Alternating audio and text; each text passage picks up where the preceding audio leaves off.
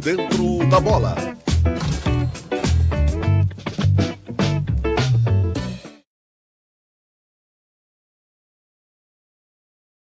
Estamos começando o quadro Por Dentro da Bola, aqui em Sabe Caxias News. Tudo bem com vocês? É finalzinho de domingo, né? Com cara de segunda-feira já. Temos informações do Caxias, do Juventude, da dupla Grenal. Tudo isso para você, com mais uma vez a análise, né, precisa e presente do Joselito Santos, que eu já trago à tela imediatamente. Alô, Joselito, bom dia, boa tarde, boa noite, tudo bem? Bom dia, boa tarde, boa noite, Miguel Brambila. Bom dia, boa tarde, boa noite aos internautas, ao pessoal da Rádio Sabe Caxias e também aos telespectadores do Canal 14. Muito bem, gostou do meu copo de uísque aqui, ó, que nem novela, muito ó. bom. Só que é Guaraná, né? Não é uísque. Eu sei. Eu sei. Muito bom. Fosse uísque eu já estava assim, igual ao Tavares, né, Joselito Santos? Então, o Juventude ganhou, mas enquanto eu estava vendo a minha atualização da tabela do Brasileiro, o Juventude caiu uma posição. Estava em 17º, né? Foi isso que aconteceu? O Juventude agora está na 18ª colocação neste momento, né? Claro que a rodada ela ainda não terminou, mas com a vitória deste sábado, o Juventude tinha saído da zona do rebaixamento. Mas, claro, né, não depende só dele para sair da zona do rebaixamento. Mas o que é importante, Miguel, na minha opinião? O Juventude está fazendo a sua parte. Em algum momento, essas outras equipes aí vão tropeçar. Eu acho que falei no outro programa, né, Miguel, que na minha opinião, um grande vai cair. Né? Ou o Santos, ou o Vasco. Olha, o Atlético Mineiro, o Grêmio Internacional também não estão livres dessa zona do rebaixamento. É triste a gente falar, né, porque o Juventude está na zona do rebaixamento e a dupla Grenal também não está livre disso, então não é um campeonato muito agradável aí para as equipes gaúchas. Mas depois a gente fala um pouquinho de dupla Grenal, vamos falar agora do Juventude. O Juventude que teve um primeiro tempo, Miguel, que foi bem parecido com o jogo da equipe do Vitória, onde a equipe do Juventude não teve um bom primeiro tempo. Foi um primeiro tempo onde mais ele se defendeu do que propriamente atacou. Ele não conseguiu não trocava passes, na realidade. Né? O Juventude tinha muitas dificuldades na sua transição, principalmente defensiva. A equipe do Juventude não conseguia jogar no primeiro tempo, essa era a questão. Né? Principalmente tanto no meio, pelos lados. Então o Juventude tinha muitas dificuldades nas suas transições.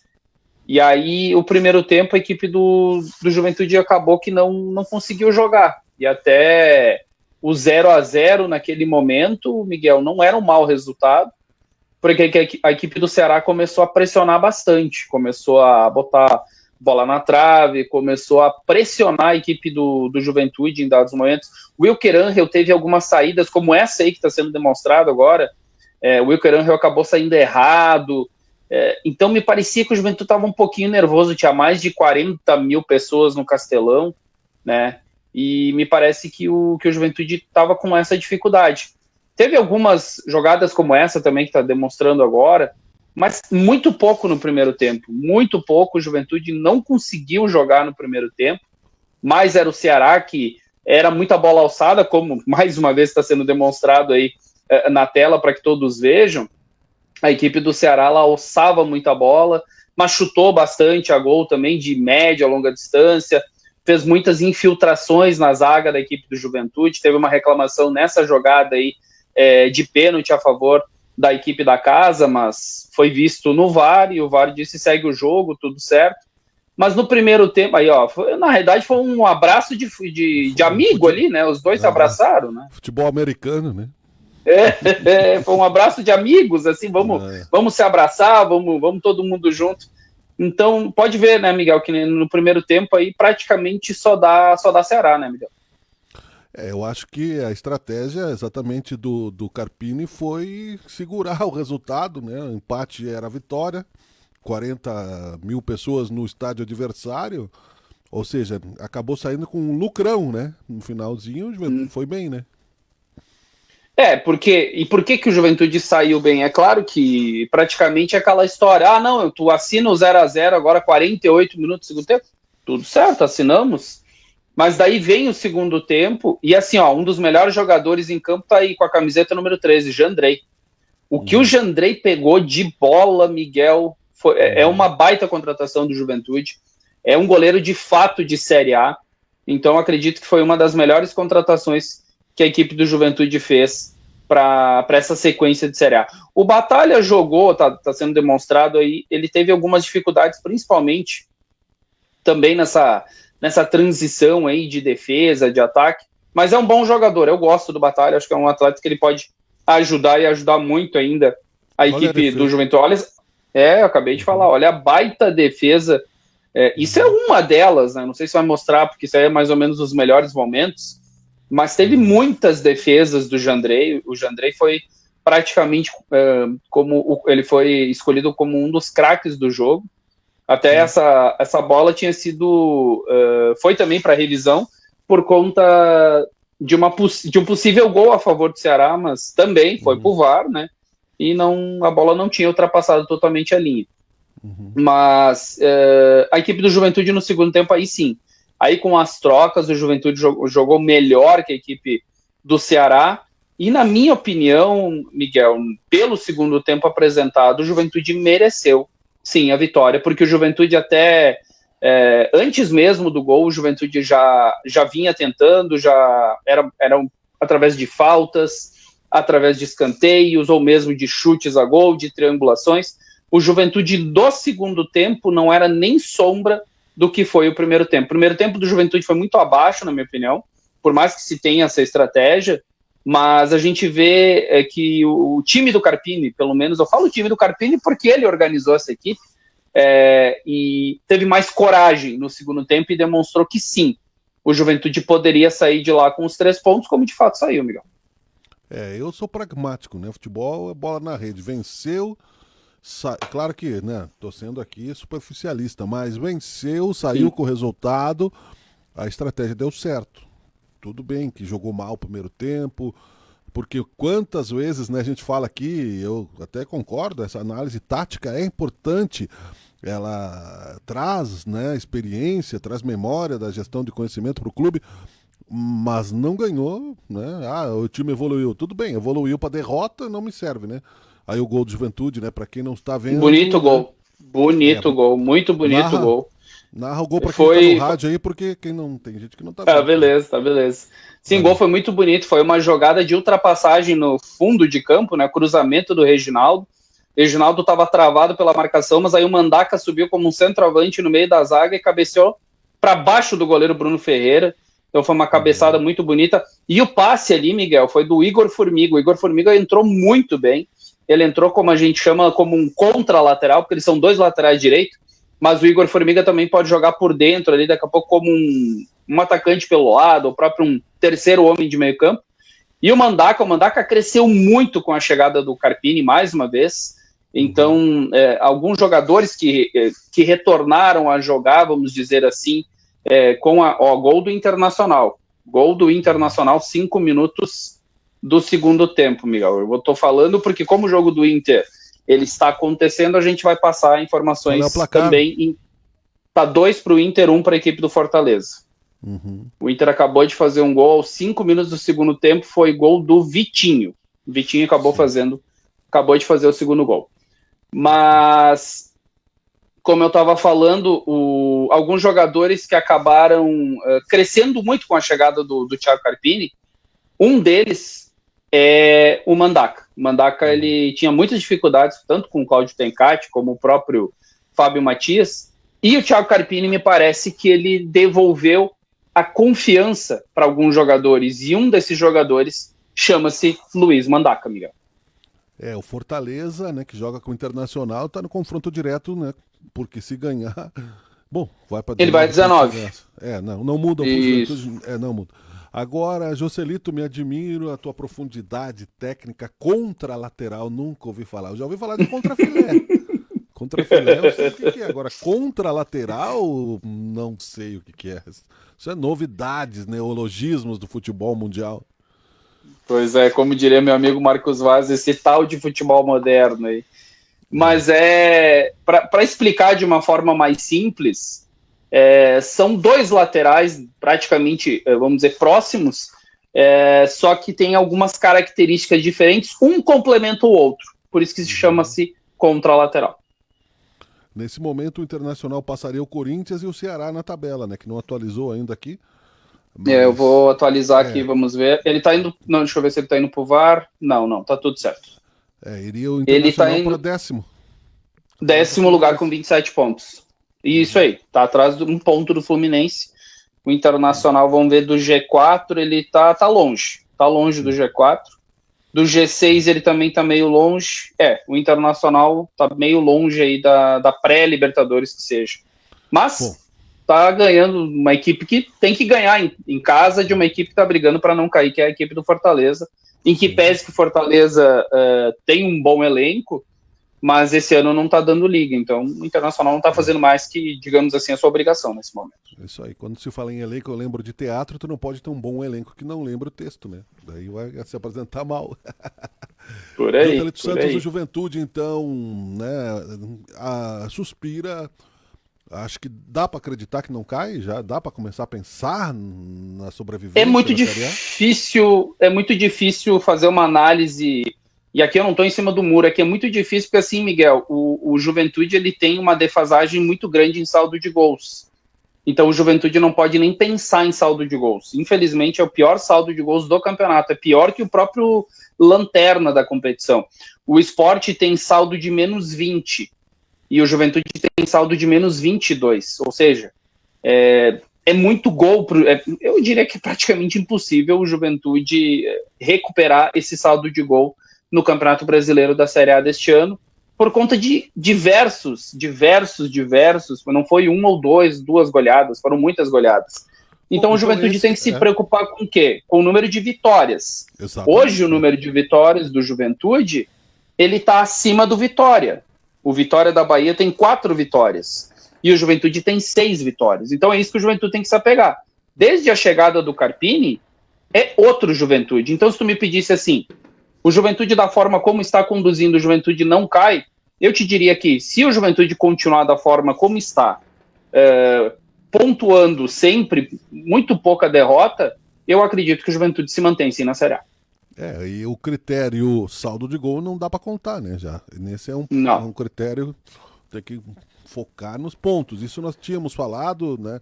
Não somos aqui também nenhum guru do futebol, não entendemos mais que os milionários do futebol, mas somos observadores, não é, Joselito Santos? Ok, o Juventude, então, é isso? Tem mais coisa? Me avisa quando eu posso virar a página aqui. Não, o Juventude é mais ou menos isso, né? Teve a entrevista coletiva do Carpini, que ele mais ou menos falou dentro disso que eu também já acabei falando, que o primeiro tempo foi mais de reação do que propriamente ação.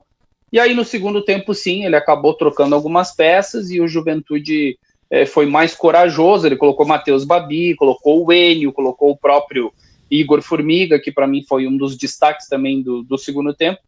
E aí o Juventude foi um pouquinho mais corajoso que nas outras partidas, e como eu disse, na minha opinião, mereceu sim a vitória, não só porque acabou vencendo, como tu mesmo disse, futebol é bola na rede, tá tudo certo, foi mais competente, mas não, o Juventude a cada partida, mesmo na derrota aqui diante da equipe do Botafogo, o Juventude não fez uma má partida, só que o Botafogo é uma qualidade acima, tem qualidade próxima de, não digo de Flamengo, mas daqui a pouco de Palmeiras, do próprio Bahia.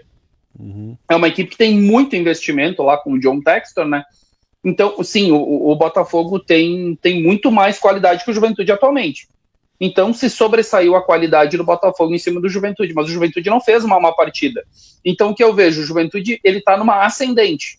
Com o Thiago Carpini, a cada jogo, o Juventude vai melhorando, um posicionamento aqui, uma estratégia ali. Então, por isso que eu digo, a expectativa, eu não estou dizendo que o Juventude não vai cair, eu estou dentro daquilo que eu estou enxergando, projetando. Ainda, na minha opinião, é um trabalho muito árduo do Carpini, muito árduo. Mas ele é possível, Miguel. Não é aquela história, o torcedor não joga a toalha, porque o Juventude está no campeonato e ele vai pelear até a última rodada, se for necessário. Exato, e se continuar dessa forma, eu acredito sim que eu possa narrar o ano que vem mais uma Série A do Juventude. Perfeito, muito bem. Estamos apresentando o quadro Por Dentro da Bola. Vamos então ao Ser Caxias, que jogou a toalha no finalzinho, né? Eu sabia que isso ia acontecer, não estava achando que seria diferente, porque se eu for jogar contra o Maringá na última rodada, classificado, com a expectativa, né, boa para a próxima fase do campeonato, capaz que eu vou dividir bola, que eu vou me cansar. Posso perder esse. Eu não, nem tinha ido, Joselito Santos. Não mandava um VO, mandava lá dentro de leite. O Caxias pode fazer isso e fez com razão. Eu acredito isso. Não vem. Ah, não. Claro, vamos com os titulares para manter ritmo de. Tudo bem, é um jogo treino, né? Tivemos o ritmo de jogo agora. Eu não vou botar o pé nessa bola aí, irmão. Vai tu.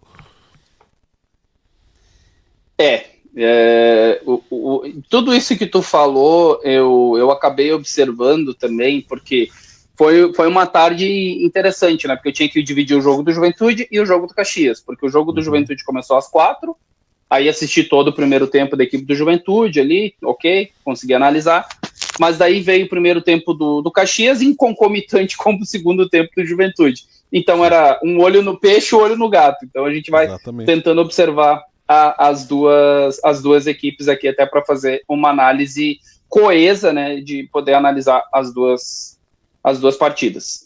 Bom, a equipe do Caxias, ela foi muito abaixo, aí eu vou analisar aquilo que eu enxerguei.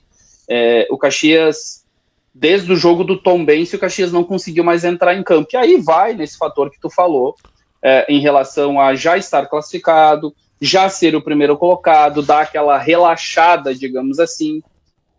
Mas o que me preocupa, de certa forma, Miguel, é o Caxias, ele começou a decair o seu rendimento, ou de fato foi algo momentâneo? Eu vou poder te responder isso no próximo jogo, que aí sim, aí vai valer. O próximo jogo, nesse próximo final de semana, ainda não está bem certo a data, né? Ou dia 6 ou dia 7, ou sábado ou domingo, não tem horário, não tem absolutamente nada ainda, mas vai ser contra o Floresta, lá em Pernambuco, na realidade na cidade de Horizonte, bem próximo de Fortaleza. Ele está jogando a 45 quilômetros de Fortaleza, um estádio muito acanhado, porque o Presidente Vargas normalmente é utilizado pelos grandes, o Castelão também, então ele vai para Horizonte, e é lá provavelmente a equipe do Caxias vai jogar contra essa equipe do Floresta, que vem crescendo também. A equipe do Floresta acabou crescendo na reta final, digamos assim, né? O 8º colocado com 27 pontos, 10 pontos atrás da equipe do Caxias. O Caxias terminou com 37. E aí nós vamos fazer um recorte aqui, Miguel. Dos últimos 9 pontos, o Caxias conquistou apenas 1. Então, ok, tudo isso que tu falou é relevante. O Caxias é o primeiro colocado desde a 5ª rodada. O Caxias classificou com 3 ou 4 rodadas de antecedência. Ele relaxou nesses 3 últimos jogos, como tu mesmo falou, tirou o pé. E isso foi nítido na partida diante da equipe do Maringá, onde o primeiro tempo do Caxias ele foi realmente um jogo treino, como tu bem colocou aí. O Caxias não dividia a bola, estava displicente. O próprio goleiro do Caxias, o Thiago Coelho, também me pareceu um pouco displicente, estava um pouco nervoso também. Mas teve aquela notícia boa dentro da ruim, digamos assim. Tem um jogador que ele chegou há pouquíssimo tempo da Portuguesa, inclusive são 3 jogadores que chegaram da Portuguesa. O Tauan acabou sendo expulso, um jogador que ele tem que começar a ver o seu cognitivo, a sua questão mental, porque ele não conseguiu participar do jogo contra o Brusque, porque ele foi expulso no último jogo do Mata na Série D pela Portuguesa contra o Misto. Aí ele não pôde jogar contra a equipe do Brusque por conta disso. Burrice, claro, total burrice. E no sábado ele também foi expulso. Primeiro, até o Júnior Rocha falou na entrevista coletiva que ele conversou com o árbitro da partida, dizendo que o erro não foi a falta vamos dizer, o pênalti e a expulsão. O erro foi da primeira falta, que segundo o Júnior Rocha não era para amarelo. Mas, de qualquer forma, o juiz está lá para aplicar, vamos dizer assim, a disciplina, ter a disciplina do jogo. E ele entendeu, a interpretação do árbitro da partida foi que era para amarelo, o segundo amarelo ele foi expulso. Claro. E aí entrou o Igor Torres também. Aí o Igor Torres para mim foi uma grata surpresa. É um jogador bem interessante, ele pode jogar tanto como centroavante, um falso 9, como um jogador de lado. Mas ele me pareceu mesmo mais um jogador de lado, porque ele é muito rápido, Ele fez uma jogada muito interessante no segundo tempo. Então, dentro dessas questões que, de certa forma, preocupam, alguns torcedores acabaram me chamando no Instagram ali, que eu tenho, né, no Jôs Narrador, e eu disse, olha, eu quero entender que o Caxias se poupou nesses 2 últimos jogos, e que agora, realmente, que vai entrar valendo, o Caxias vai voltar a ser aquele Caxias. Eu espero, sinceramente, Miguel, que seja algo momentâneo. Eu não quero acreditar que o Caxias agora na reta final, no momento mais importante, nos últimos, sei lá, 20 anos da equipe do Caxias, que o Caxias agora vá, como a gente brinca, né, entregar os doces. Não. Eu acho que o Caxias, como tu disse, se popou, não vamos dividir com os caras lá, não tem por que dividir. Agora sim, a partir de sábado, lá em Fortaleza, o Caxias vai ter que jogar a Vera, como a gente disse. Eu faço sempre a metáfora da guerra. Tá com a batalha vencida, tu vai mandar os teus melhores guerreiros para morrer antes do final da guerra, para numa batalha vencida, né? Até eu mudaria a expressão não conseguiu por não quis entrar em campo. Mesmo que tenha que respeitar o adversário e a competição. Tu não pode falar isso publicamente. É evidente que ninguém vai dizer, não, vamos mandar o time reserva, porque daí tu tá menosprezando a competição, tu tá irritando o adversário. E aí Sim. É claro, né, que tu pode arrumar mais motivos, né, da disputa que não vai ser bem catimbado. Foi catimbado toda a Série C, o começo então, muito mais. Quem vinha para o Centenário vinha para não jogar, vinha para catimbar, para arrancar resultado, né, e, enfim, a gente viu isso aí em loco, né, Joselito? E, portanto... E agora no quadrangular vai ser pior, né, Miguel? Agora o bicho vai pegar, mas... né? É aquela história, que nem quando tu paga o pedreiro antes e ele não vai mais, né? Perdeu a motivação. Sim, sim, verdade. Nunca paga antes. E na música a gente fala também, né? Quem ensaia e não tem show pra fazer, não é a mesma coisa. Tu vai lá e ensaia, daí tu não se concentra tanto, tu erra. Se errar no tempo. Agora, se tu tem ali, né, o objetivo, uma apresentação, algo... Então, quer dizer, o bicho pega. É a mesma coisa, são seres humanos. E, além disso, né? Mas a questão nem é só isso. A questão é de inteligência mesmo. Pra que eu vou, né, num jogo praticamente um amistoso pro Caxias, né? Pra que eu vou me machucar e perder a parte importante do campeonato? Não faz nenhum sentido. Eu acho que, entendeu? Perdeu a única questão que me chama a atenção, Miguel, ok, tudo isso que tu falou, eu até concordo que o Caxias acabou se poupando, mas a marca negativa que fica é tomar uma goleada na última rodada, né, Miguel? Não vale nada. Mas isso passa uma imagem não muito agradável de pensar assim, tá, mas o primeiro colocado tomou 3-0, mas ele não estava mais preocupado. Só que daí tu vê, por exemplo, o Náutico. O Náutico foi o terceiro colocado e ele goleou na última rodada. Então, tem todas essas questões. Claro. A Ponte Preta, ela venceu na última rodada. São tudo times que estão próximos da equipe do Caxias. Então, a minha preocupação, de fato, é só essa questão de o Caxias não se desligar do campeonato, claro, pois agora é que vale. São agora 6 decisões, agora é que vai valer, são 6 decisões onde a equipe do Caxias pode mudar a sua história. O Caxias, na minha opinião, ele volta ao mapa do futebol. Mas tu tá dizendo que o Caxias não tá no mapa do futebol? O Caxias hoje não está no mapa do futebol, ele vai ser reconhecido numa Série B de Campeonato Brasileiro, porque ele vai ser... O também não tá. O Acre também não tá. O Caxias, ele vai estar entre os 40 melhores times do Brasil. Aí sim ele vai entrar no mapa do futebol, vai ter patrocínio, vai ter investidores, vai mudar a história do Caxias, indo para uma Série B de Campeonato Brasileiro. Nem vou falar de uma Série A, porque uma Série A é a nata, né? Só os melhores. É onde o Juventude tá, onde a gente vê. Aí, ok, mas um passinho de cada vez. E o Roberto de Vargas, ele deu uma entrevista falando de que ele nem gostaria que o Caxias já subisse de uma vez para a Série A. Não, concordo. O Caxias teria que se estruturar alguns anos na Série B, e aí sim, depois pode tentar beliscar uma Série A. Mas primeiro, Vamos se estabilizar ali, ele falou, nem que seja 5, 6 anos numa Série B. Muito tempo. Eu acredito que ele não esteja tão errado, porque a Série C para a Série B muda muito, Miguel. Muda muito de patamar. Sim. Muda muito de patamar financeiro, principalmente. Claro. Né? Até eu vi em alguns grupos aqui que eu recebi os valores mensais dos times da Série B. É uma coisa. Bom, Série C, né? Série C a gente já está falando de times que tem uma folha mensal de mais de R$1 milhão. A gente está falando de Série C de Campeonato Brasileiro. Aí numa Série B tu bota isso mais que o dobro, sem dúvida alguma. Não, eu concordo eu ia até dizer isso antes que tu tivesse contextualizado, que seria bom para o Caxias indo. É o mesmo discurso da Série C, né? Primeiro que não conquistamos nada ainda. São 6 jogos, são, né? Exato. Ou seja, 6 finais, é quase uma Copa do Mundo inteira.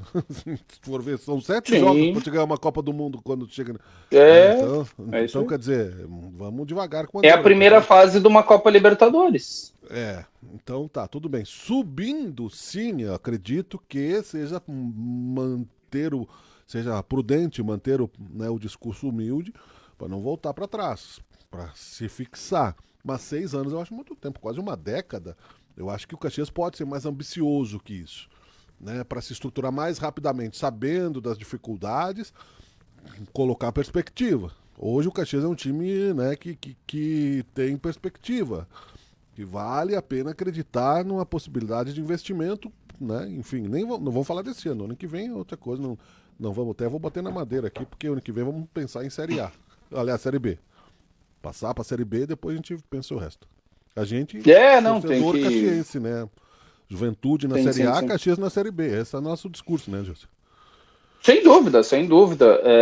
A gente tá, e até se brinca, né, internamente, os torcedores, principalmente os torcedores do Caxias, falando, vamos ter Caju na Série B, vamos ter Caju na Série B.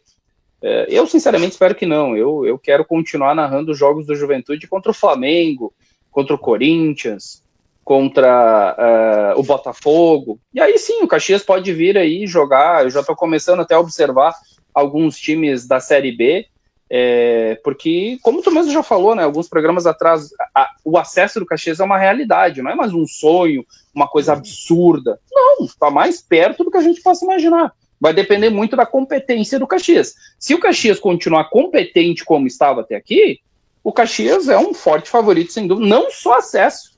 O Caxias é um forte favorito a título, pela forma como o Caxias vinha jogando. Então o Caxias tem que manter, Miguel, na minha opinião, o que vem fazendo. O Caxias não tem que criar fato novo. Não tem que criar fato novo, principalmente em termos de vestiário. O Caxias tem que continuar coeso dentro do vestiário, tem que continuar aplicado dentro de campo. E eu, dentro daquilo que eu vejo nas entrevistas coletivas do Júnior Rocha, eu acredito que o Caxias, como eu disse, deu uma segurada agora, beleza, é a primeira fase, está classificado. A partir de sábado, aí sim, são 6 finais para o Caxias voltar, de fato, à Série B do Campeonato Brasileiro de 2026. Muito bem, vamos em... Não pode ter esquecido o futebol, né? Não tem como, né? Para concluir aqui de Caxias, né? Também acho que não. Eu acho que, inclusive, deu uma escondida no jogo, né? Nesse período. Pode ter sido até de propósito. De propósito, aquela história assim, eu não vou te dar tudo. E o próprio Júnior Rocha falou, nós não vamos fazer jogada ensaiada, nós não vamos fazer nada, porque todo mundo agora vai estudar todo mundo. Eu vou estudar os adversários, mas eles também vão me estudar. Mas claro, então o Júnior Rocha, ele disse que é o 4º quadrangular dele, Miguel. Então ele sabe todos os caminhos. Ele já subiu 3 times, então ele sabe como funciona, então ele sabe como fazer. Guardou forças, né? Manteve a cabeça da gurizada tranquila, né? O metabolismo dessa gurizada vai estar, porque já é sábado, né? Vai estar, agora vai começar. Não sei se é sábado ou domingo, não saiu ainda, né? Não saiu ainda. Não sei porquê. Mas que seja sábado ou domingo. Né? O cara não consegue fazer um cálculo de uma semana, né? Que, sabe, né? É muita coisa, assim. Por isso atrapalha. É uma coisa absurda. Mas claro. para a administração do clube, né? Um dia mais, um dia menos, em questão de viagem, em questão de hotel, em questão de tudo, seja o adversário, seja né, qualquer um. É uma esculhambação isso aí. Não. O clube tem que se organizar a logística, né? Que dia que eu vou, claro, que dia que eu volto, que daí na outra semana já tem o jogo aqui, que também não se sabe se é sábado, se é domingo. Não, desculpa, é sábado. É sábado porque o Juventude joga no domingo. Então esse é certo que vai ser no sábado, dia 13 de setembro, só que ainda não se sabe o horário. Porque como o Juventude joga dia 14 contra a equipe do Flamengo aqui em Caxias do Sul, então não pode ter 2 jogos no domingo. Então o jogo do Caxias vai ser no sábado, o jogo do Juventude vai ser no domingo. Que final de semana no dia 13 e 14, né, Miguel? É verdade. Estamos apresentando o quadro Por Dentro da Bola em ritmo de aterrissagem. Então, o Internacional tá jogando ainda ou não? Tá, 27 minutos do segundo tempo, tá vencendo por 2-1, e antes teve um lance bem complicado do Rocher. Ele acabou espalmando assim para cima, a bola bateu na trave, voltou e quase que ele botou ela para dentro sem querer, mas ele segurou e por enquanto segue 2-1 pro Internacional. Tem uma falta pro Fortaleza. Não, tudo certo, segurou firme ali o Rocher. O Rocher tá aí que nem o Mr. Bean quando perde o bilhete da rodoviária no vento, né? Sai correndo atrás. Vamos falar de Grêmio, então, para dar um tempo de analisar a partida do Internacional mais no final. Vai acabar o programa, não acabou a partida, mas o Grêmio está com 25 pontos, né? Em 13º na rodada, Joselito. É isso aí. O Grêmio ele conseguiu um excelente. O Grêmio conseguiu um excelente resultado na busca por se afastar da zona do rebaixamento no Campeonato Brasileiro. Sustentou como pôde o domínio do Flamengo. Saiu atrás no placar, poderia ter levado segundo, mas ganhou ofensividade com as mexidas na reta final do jogo e chegou ao empate em um pênalti convertido por Thiago Volpi. O goleiro foi o maior destaque da partida, mais influente para o resultado. Fez 2 ótimas defesas em finalizações de Léo Pereira e Pedro e ainda sacramentou o placar nos últimos minutos finais do duelo. Então, o Grêmio fez uma partida, como a gente fala, resiliente, né? O Grêmio, ele fez aquilo que ele conseguia fazer, Miguel, porque o Flamengo é uma seleção, mas ao mesmo tempo também, quando tu tem um time de muita qualidade e tu acaba fazendo aquela marcação mais pesada, como o Grêmio fez, o Flamengo se sentiu incomodado. O Flamengo joga se tu deixa jogar. Mas se tu tem um time pegador como é o time do Grêmio, o Flamengo teve as suas dificuldades também. Então, sem dúvida alguma, o resultado é excelente para o Grêmio, porque vai ser pouca gente que vai sair do Maracanã com quase 70 mil pessoas gritando, incentivando, e vai conseguir um empate bom, né? Excelente, eu diria, nem bom, né? Um excelente empate da equipe do Grêmio diante da equipe do Flamengo, que é forte candidato a campeão do Brasileirão. São só 3 pontos, né, da zona do rebaixamento. Eu acho bem pouco, se afastou só um pouquinho, né? O Grêmio tá com 25, o mais 25. próximo tá com 22, né, que é o 22. Santos. O Santos, então isso aí. É só né, tem o Atlético... Na verdade, o Santos está em 16º, né? O Vasco tá com 22 também, né? Isso, que é o 15º, ganhou por 3-1 hoje. Então, tá embolado, não dá pra ratear. Agora vai longe o tempo em que o Grêmio, a dupla Grenal, jogava de igual para igual com os times do centro do país. E essa distância precisa ser vencida, porque está se tornando cada dia mais abissal. E aí, né, vai complicar a vida do futebol gaúcho como um todo, né? Não é possível que isso permaneça ad eterno, né, Joselito?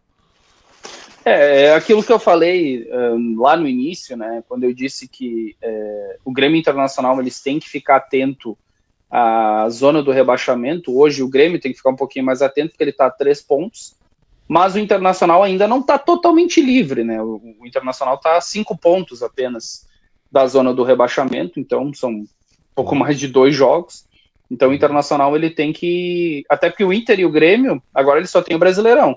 Então eles têm que acabar focando de fato e exclusivamente no Campeonato Brasileiro, e tem que, não digo por obrigação, mas o Internacional e o Grêmio tem que procurar fazer um campeonato melhor do que vem fazendo até aqui, quando tinha a Copa do Brasil, como tinha a Sul-Americana pelo lado do Grêmio, quando tinha a Libertadores pelo lado do Internacional. O Internacional não tem mais Libertadores, não tem mais Copa do Brasil, só tem o Brasileirão. Então agora tem que focar no Brasileirão, por enquanto tá vencendo, um pouquinho de dificuldade pelo que a gente tá vendo aqui, contra a equipe do Fortaleza, que não encaixou, né? Uma equipe que não é ruim individualmente, é uma equipe muito boa, a equipe do Fortaleza, mas que não encaixou, sabe aquela história? O time não deu liga, o treinador é o Renato Paiva, ele foi treinador da equipe do Botafogo aqui no Brasil, não fez uma grande campanha com a equipe carioca, e agora no Fortaleza ele também já tá a perigo de não seguir no comando técnico também da equipe do Fortaleza, e isso para mim é sintomático. Quando começa a trocar muito de treinador durante a temporada,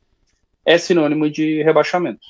Ah, sim, aí já, né? Aí já a maionese já desandou. Agora, por exemplo, nessa questão de equilíbrio, eu peguei só um dado estatístico aqui, entre Grêmio e Flamengo. O Grêmio chegou a 5 finais de Libertadores e ganhou 3 títulos. Ele tem mais Libertadores que o Flamengo. Sim, então, quer dizer, não é um time de interior jogando, é um time grande. Então, é lamentável que nós estejamos nessa situação. É lamentável que eu digo nós gaúchos, né? Nem gremistas, nem colorados, tendo que ter um temor do time do Flamengo de uma maneira que não pode se perpetuar, tem que ser... E isso pode, na minha opinião, ser resolvido talvez com um campeonato gaúcho mais forte, mais equilibrado, com, né, dentro de casa, com um calendário mais organizado, já ajudaria bastante, né? Voltar atrás e repensar isso. Não é só dinheiro, claro que dinheiro conta muito, mas não é só dinheiro, não. O Flamengo já teve vários momentos de crise que devia, né, até... Bom, o Flamengo não tem estádio, né? Pra começar, né? Só pra ter uma ideia. Né? Não tem. Não tem. O Maracanã, na realidade, o Maracanã é como se fosse o antigo Pacaembu. Ele é do estado, exatamente, é do estado do Rio de Janeiro. Então, e é ele e o Fluminense que não tem estádio, né? O Vasco tem o São Januário e o Botafogo tem o Newton Santos, que era o Engenhão, o João Avelange, mas hoje é o Newton Santos. E a equipe do Flamengo e a equipe do Fluminense não tem estádio, porque o Fluminense tem as Laranjeiras, né, que cabe, sei lá, 10 mil pessoas, não é um estádio em si, e o Flamengo também não tem estádio. Então, olha o tamanho que é o Flamengo, né, e o Flamengo não tem estádio. Eu acho que o Flamengo está maior, mas eu não creio que vai ficar maior para sempre. Vamos acreditar que é possível, né, aplicar ferramentas de modificação. Nem sempre dá certo a curto prazo, mas hoje em dia é tudo tão rápido, né, que eu achei 6 anos, por exemplo, como citado do Caxias, numa possível Série B para Série A, uma infinidade, né? Tudo bem que podia viver a vida inteira na Série B, que seria bom para o clube, né? Teria muitas alegrias. Mas, sim. Né, enfim... Vamos falar de Internacional, então, para concluirmos. Tem aí a história do jogo que está rolando, só para citar. O quadro está sendo gravado no domingo, você pode estar ouvindo em outros momentos, então confira o resultado nesse momento para o Internacional, que não fica muito longe mesmo do rebaixamento, com 27, dá ainda nova sobrevida ao Roger, que está na corda bamba, né? Não pode perder muito. Tá. Né? Não. O Roger, ele tá, como a gente diz, pela bola 8, né? Então... inclusive o número 8 está entrando agora, o Bruno Henrique, e o número 47, o Gustavo Prado, está saindo o Alan Patrick e o Carboneiro. Saiu o Alan Patrick, o Carboneiro, e entrando o Oscar Romero, o Gustavo Prado e o Bruno Henrique. Então, 35 minutos do segundo tempo, o Roger tentando fazer algumas mudanças para dar um pouquinho mais de mobilidade, né? O Oscar Romero é um jogador que ele veio para substituir o Alan Patrick.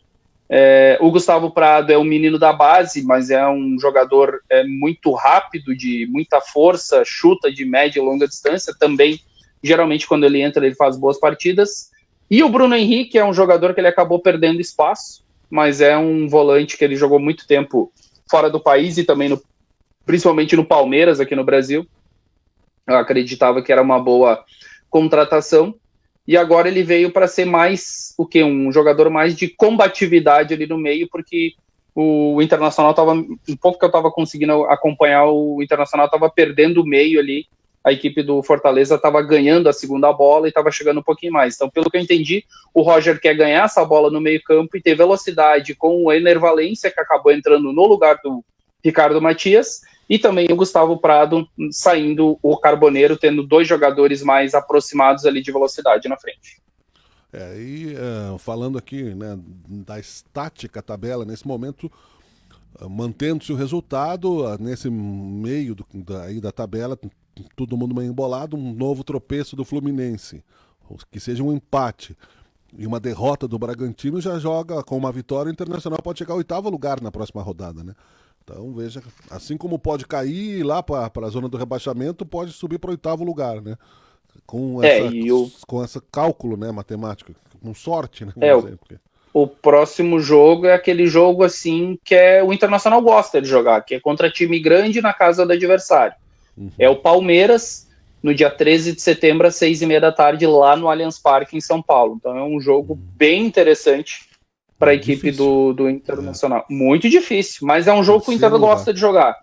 O Aí, Palmeiras é um daqueles times que vai brigar pelo título, sem dúvida alguma, né, Miguel? claro, porque nesse momento, então, rapidamente, Flamengo 47, Cruzeiro 44, Palmeiras 43, Bahia 36, aí entra, né, mais para baixo um pouco, Botafogo 35, Mirassol, que é sei lá que O como vai Mirassol chamar, né? É aplicou o perdido, né? 5-1 no Bahia hoje.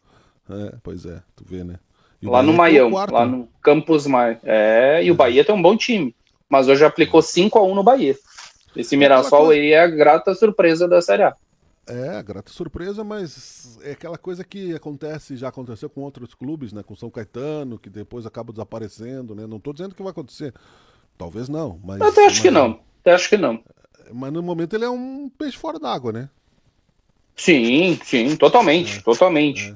É, é. Ele é um Atlético Goianiense de alguns anos atrás, Isso, é exatamente. O Atlético um Paranaense já teve lá em Goiás, cima. é um time Uhum, mais ou menos nessa linha. uhum, Mas é um time é. muito organizado, tá? É um time muito organizado, mas não para chegar aí a uma sexta. Eu até acredito que o Mirassol ele não cai mais, né? 35 pontos, ele está Não. muito próximo daqueles 45, mais 10 pontos.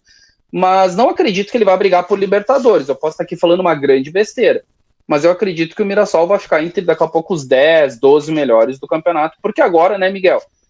Alguns campeonatos eles vão se afunilando e aí os melhores vão começando a subir. Quem tem mais qualidade, quem tem mais Uhum, grana. uhum. Então, Mirassol é um dos times que não tem tanto poder de investimento, mesmo É. sendo do interior de São Paulo, ali, da cidade mesmo de Mirassol. Não acredito, como eu disse, posso estar falando uma grande besteira, mas não acredito que o Mirassol vai ficar nessa posição que ele está hoje. São Paulo pode subir, o Internacional pode subir, o Fluminense pode subir, tem muito time aí que pode, o próprio Grêmio pode subir, né, que são times que têm, como a gente brinca, né, bala na agulha e podem sim fazer um campeonato melhor do que vinham fazendo até aqui.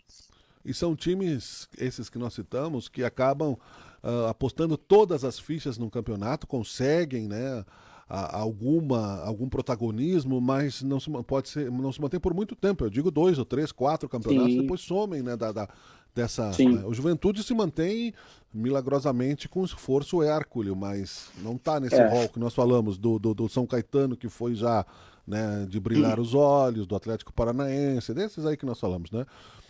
Do Goiás, tu falaste também, né? Enfim. O Goiás vai voltar. É, O Goiás provavelmente vai retornar para a Série A porque ele é o líder. Deixa eu até uhum, conferir para não falar nenhum tipo de besteira, porque como a campanha ela vai se moldando e mudando, mas pelo que eu lembro, deixa eu olhar aqui, Série B de Campeonato Brasileiro, era o Curitiba e o Goiás. Mas é o Goiás mesmo, tá? O Goiás está com 44 pontos e o Curitiba está com 43. Os 4 primeiros que subiriam para a Série A seriam Goiás, Curitiba, Chapecoense e Criciúma. uhum. Esses seriam os 4 que estariam subindo para a Série A. Concluindo o programa, então, Joselito, nós tivemos a convocação da seleção brasileira e, infelizmente, eu acho que aí, nesse ponto, nós acertamos em ter um técnico estrangeiro que não vai ser populista em querer colocar as estrelas, né, e trazer o Neymar sem condições, né? Achei justo, com os outros, inclusive, né? Porque nós já Sim, sim. tivemos aí, né, um monte de técnico que tem que agradar aí, né, o quintal e acaba fazendo coisas erradas para o futebol brasileiro, que é, né, não, convocando atletas pelo nome, não pela forma presente, né, que já prejudicou muito, aliás, o nosso futebol brasileiro, a seleção, eu diria. O Carlo Ancelotti ele veio com uma condição básica. Não me incomodem na minha escalação, na minha convocação. Eu vou convocar quem eu acho que tem que convocar. Então, ele pediu autonomia na sua convocação. Então, acredito que isso seja muito importante. E ele convocou muitos jogadores que estão atuando no Brasil. Acho que isso que é muito interessante, né? Estamos voltando lá nos anos, daqui a pouco, 70, né, Miguel? que muitos atletas que jogavam no Brasil eram os principais jogadores da seleção brasileira. Um jogador que ele está realmente fazendo um campeonato brasileiro de excelência é o Caio Jorge, do Cruzeiro, foi convocado pelo Carlo Ancelotti. Então, só por aí eu acredito que o Carlo Ancelotti, sim, ele acerta. O Brasil já está na Copa do Mundo. A gente falou aí que o Caxias acabou jogando as 3 últimas partidas de uma forma mais tranquila, até mesmo de uma forma mais amistosa. O Brasil também não vai jogar com aquela competitividade, ou vai, né? Daqui a pouco, essa convocação aí, Miguel, é para demonstrar assim para os outros que não foram convocados, ó, o seguinte, se tu não jogar a bola, meu amigo, esses aqui vão pegar teu lugar. Então, eu acho que é legal porque cria uma competitividade interna. Perfeito. O Carlo Ancelotti, ele já fez muito nos jogos que eu vi, ele já organizou a equipe, tanto defensivamente como ofensivamente. A gente está falando de um cara que foi 15 vezes campeão com o Real Madrid. Só isso. Então, é um dos maiores técnicos do mundo, Carlo Ancelotti. Era o sonho de consumo da CBF, né? Então, o Brasil conseguiu sim, e hoje tem um dos melhores treinadores do futebol mundial, sem dúvida alguma, Miguel. E ainda assim, eu concordo contigo, né, que eles trouxe alguns que jogam no Brasil, mas é uma minoria, né? O Fabrício e o Bruno do Cruzeiro, aqui, né, o Jean Lucas do Bahia. Muito bom jogador. O Caio Jorge do Cruzeiro, e era isso, né? O resto, brasileiros, todos, né? Todos fora do Brasil. Sim. O que, sinceramente, né, eu acho bom, até porque tem que convocar. E o Hugo Souza, se eu não me engano, ele convocou também. O Hugo Souza do Corinthians. Que é o terceiro goleiro, né? Isso, é o terceiro goleiro. E aí tem um contingente. Eu acho, Joselito, que tu falaste no final do teu comentário, sim, a segunda possibilidade que, por exemplo, o Caxias não podia se machucar porque o jogo já é semana que vem. Esses atletas aí, a não ser que estejam disputando campeonatos e finais de campeonatos, tem que provar que eles querem jogar uma Copa do Mundo e então eles vão ter que jogar. Então eu acho que assim, que eles vão querer provar pro Ancelotti que eles têm lugar no time, que Neymar é passado. Botar uma pulguinha atrás da orelha, botar aquela pulguinha atrás da orelha, né, Miguel? Vou te ajudar. Olheria. Olheira, tá bom. Olheira. É que nem bicarbonato, bicarbonato, ninguém, até o dublador outro dia, tava vendo uma série, o cara não conseguiu falar bicarbonato, ele falou. Porque são coisas, né? Enfim, não interessa nada, não sei nem por que nós estamos falando isso. É uma coisa meio aleatória, assim, mas tudo bem, tudo certo. Então é isso, acho que sim, que será, né? Jean Lucas foi convocado para a vaga do Joelinton, do Newcastle, né? Cortado por lesão. Alexandre do Flamengo também foi cortado após se machucar. Foi cortado. Mas Ancelotti não chamou um substituto. Então tu pensa, né? É a mesma coisa. O cara convocado pela seleção brasileira, pela estrela internacional e se machuca, né? Eu estaria muito triste, né? Eu estaria chorando muito, né? E com certeza estão, né? Porque é a oportunidade da vida do cara, né? Então eles vão jogar para mostrar futebol. Eu acho que sim, né?